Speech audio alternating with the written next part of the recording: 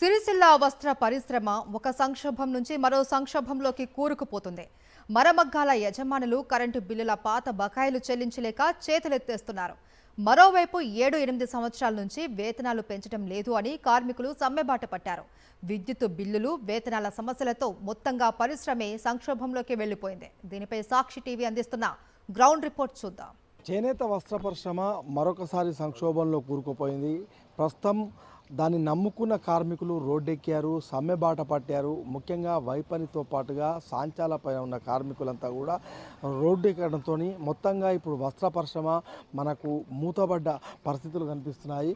అయితే ఈ నేపథ్యంలో మరొక వైపు సబ్సిడీల భారం కూడా ఈ నేత పరిశ్రమ పైన పడడంతో మొత్తంగా సిరిసిల్ల వస్త్ర పరిశ్రమ మరొకసారి మనకు సంక్షోభంలో కనిపిస్తుంది. చేనేత పరిశ్రమ సంక్షోభంలో కూరుకుపోవడంతో కొన్ని దశాబ్దాల క్రితమే సిరిసిల్లలో మరమగ్గాలు మొదలయ్యాయి. అయితే మరమగ్గాల రంగంలో కూడా నిరంతరం సంక్షోభాలు వెంటాడుతూనే ఉన్నాయి.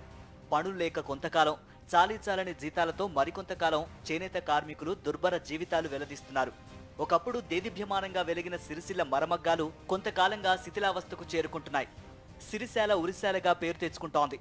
బీఆర్ఎస్ ప్రభుత్వ హయాంలో బతుకమ్మ చీరలు, రాజీవ్ విద్యా మిషన్ కింద స్కూల్ డ్రెస్లకు కావలసిన బట్టల తయారీతో సిరిసిల్ల ఊపిరి తీసుకుంది. సిరిసిల్లను వరుస సంక్షోభాలు వెంటాడుతున్నాయి. నిత్యం ఆటుపోట్లను ఎదుర్కోవాల్సి వస్తోంది. తాజాగా పవర్లూమ్ కార్మికులు, వైపని కార్మికులు, వార్పింగ్ కార్మికుల వేతనాల విషయంలో స్పష్టత లేకపోవడంతో సమ్మెబాట పట్టారు. ఇప్పటికీ 2018లో నిర్ణయించిన వేతనాలే ఇస్తూ ఉండడంతో ఏమాత్రమూ సరిపోవడం లేదని ఆవేదన వ్యక్తం చేస్తున్నారు. కార్మిక సంఘాలతో కలిసి సమ్మెబాట పట్టిన సిరిసిల్ల మరమగ్గాల కార్మికుల ఆవేదన ఎలా ఉందో చూద్దాం. మరి గత ఎన్నో ఏళ్ల సంది ఇక్కడ దాదాపు భారతదేశంలో ఎక్కలేని ఆత్మహత్యలు సిరిసిల్లలో జరిగినాయి. సుమారు 700 మంది కార్మికులు ఇప్పటివరకు ఆత్మహత్యలు చేసుకుని దేశంలో ఎక్కడ కూడా జరగలేదు. అయినా కూడా ఈ సిరిసిల్ల ప్రాంతానికి సంబంధించి మరి ఇక్కడ ఉన్న కార్మికులను ఆత్మహత్యలు జరగకుండా, మరి ఇక్కడ పరిశ్రమ తరచూ సంక్షోభం రాకుండా ఇక్కడ ఉన్నటువంటి ఎంపీలు కానీ, ఇక్కడ ఉన్నటువంటి ఎమ్మెల్యేలు కానీ, ఇక్కడ ప్రజాప్రతినిధులు కానీ, ప్రభుత్వం కానీ ఏ ప్రభుత్వం దానికి స్వాస్థ్య పరిష్కారం చూపే మార్గం చూపిస్తలేదు. ఎప్పుడైనా వచ్చి తాత్కాలిక కొంత సంక్షోభంలో ఏదో చిన్న పరిష్కారం చేసి తర్వాత వెళ్ళిపోవడం, మళ్ళీ సేమ్ ఇదే జరుగుతూ ఉంది.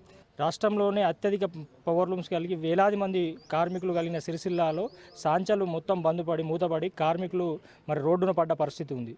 ప్రధానంగా చూసుకున్నట్లయితే పవర్లూమ్ కార్మికుల ఆత్మహత్యల నేపథ్యంలో ప్రభుత్వం ఉపాధికి అందించాలనే ఉద్దేశంతో ఏదైతే చీరల ఆర్డర్లు, మహిళా పొదుపు సంఘాల చీరల ఆర్డర్లు ఇచ్చారో ఆ చీరలకు కార్మికుల కోసం, ఉపాధి కోసం ఇచ్చిన చీరలకు కార్మికులకు మెరుగైన వేతనాలు అందించే విధంగా కూలీ నిర్ణయం చేయాలనేది ప్రధాన డిమాండ్ మాది.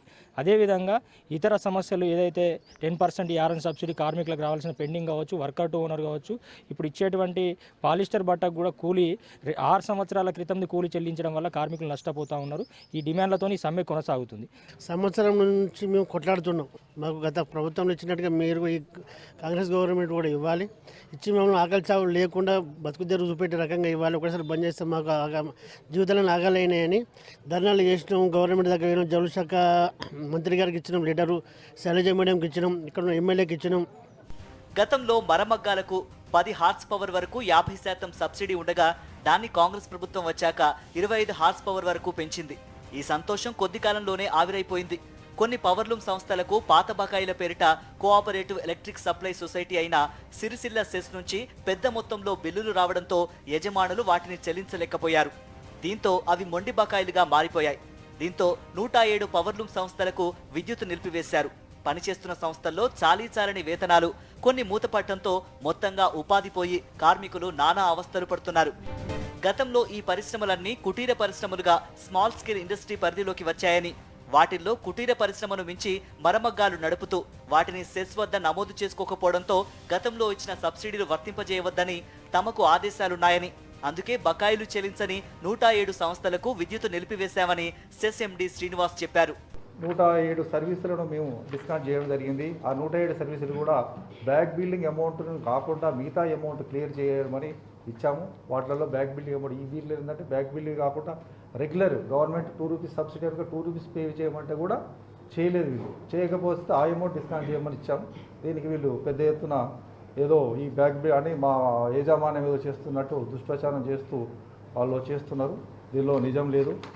మరమగ్గాలు అయితే తమ జీవితాలు బాగుపడతాయని సిరిసిల్లలోని నేత కార్మికులు క్రమంగా చేనేతను విడిచిపెట్టి పవర్లూమ్స్ బాట పట్టారు. కానీ ఇక్కడ కూడా చేనేతను మించి సంక్షోభాలు వెంటాడుతూ ఉండడంతో మరోసారి ఆత్మహత్యలు తప్పవేమో అన్న ఆందోళన కనిపిస్తోంది. గత బీఆర్ఎస్ ప్రభుత్వం బతుకమ్మ చీరల ఆర్డర్ ఇవ్వడంతో సిరిసిల్ల మరమగ్గాలు కొంచెం తేరుకున్నాయి. కాంగ్రెస్ ప్రభుత్వం వచ్చాక తాజాగా ఇందిరమ్మ చీరలకు ఆర్డర్ ఇచ్చింది. అయితే వేతనాల విషయంలో మాత్రం తమకు సంబంధం లేదు అన్నట్లుగా ప్రభుత్వం వ్యవహరిస్తోంది. ఒకవైపు విద్యుత్ బిల్లుల సంక్షోభం, మరోవైపు వేతనాల సమస్యతో సిరిసిల్ల వస్త్ర పరిశ్రమ ఒక సంక్షోభం నుంచి మరో సంక్షోభంలోకి ప్రయాణిస్తోంది. సిరిసిల్ల వస్త్ర పరిశ్రమ నిరంతరం సంక్షోభాల్లో కూరుకుపోతోంది. అయితే ప్రభుత్వాలు ఎప్పటికప్పుడు తాత్కాలిక ఉపశమనాలనే కల్పిస్తోంది. శాశ్వత పరిష్కారం కోసం ప్రయత్నించడం లేదు. అందుకే విద్యుత్ బిల్లులు చెల్లించలేక మరమగ్గాల యజమానులు చేతులెత్తేస్తున్నారు. వీరికి రాయితీలు వర్తించవని సెస్ చెబుతోంది. చెవులు చిల్లులు పడేలా శబ్దం చేసే మరమగ్గాలు మౌనం పాటిస్తున్నాయి. సిరిసిల్లలోని 107 మరమగ్గాల సంస్థల్లో పనులు నిలిచిపోయాయి. వీటిలో పనిచేసే వందలాది కార్మికులు రోడ్డున పడ్డారు. విద్యుత్ నిలిచిపోయిన ఓ పరిశ్రమలో పరిస్థితి గురించి మా ప్రతినిధి రమణ మరింత సమాచారం అందిస్తారు. మూలిగే నక్క పైన తాటికాయ పడ్డ చందంగా సిరిసిల్ల వస్త్ర పరిశ్రమ పైన సంక్షోభానికి పలు కారణాలు మనకు కనిపిస్తున్నాయి. ప్రస్తుతం మనం బండారి వేణుకు సంబంధించిన పవర్ లూమ్ సెంటర్స్లో ఉన్నాము. బండారి వేణుకు సంబంధించిన పవర్ లూమ్ సెంటర్లో మనం ఒక్కసారి పరిశీలిస్తే ఇక్కడ బిల్స్ పే చేయలేని చెప్పేసి 3 ఫ్యూజులకు సంబంధించి అక్కడ మనము చూడవచ్చు, పరిశీలించవచ్చు. వాటన్నిటిని కూడా కరెంట్ అధికారులు పీక్కొని వెళ్ళిపోయారు. మొత్తంగా చూస్తే కేవలం సింగిల్ ఫేజ్ కరెంట్ మాత్రమే రావడంతో కేవలం ఒక ట్యూబ్ లైట్స్ మాత్రమే వెలుగుతూ మనకు కనిపిస్తున్నాయి. అసలు దీనికి కారణం ఏంటి, ఎందుకు ఇంత పెండింగ్ బిల్స్కు వీళ్ళు కారణమయ్యారో మనం తెలుసుకునే ప్రయత్నం చేద్దాం. ఏం జరిగింది అసలు, ఎందుకు ఇది ఇప్పుడు మూతపడింది? ఇది బ్యాక్ బిల్లింగ్ అని చెప్పి వేశారండి. మాకు 2023 నుంచి బ్యాక్ బిల్లింగ్ వేశారు. ఇంతకుముందు కరెంట్ సబ్సిడీ 10 HP వరకు ఉండే. అధికారుల సహకారం కావచ్చు, నిర్లక్ష్యం అనుకోవచ్చు, దీన్ని ఏదైనా అనుకోవచ్చు. సెస్ అధికారులు మాకు 10 HP వరకే ఇవ్వాల్సి ఉండే. మేము ఎంత అడిగితే వాళ్ళు అంత ఇచ్చారు. మేము పరిశ్రమను పెంచుకుంటూ పోయినాం.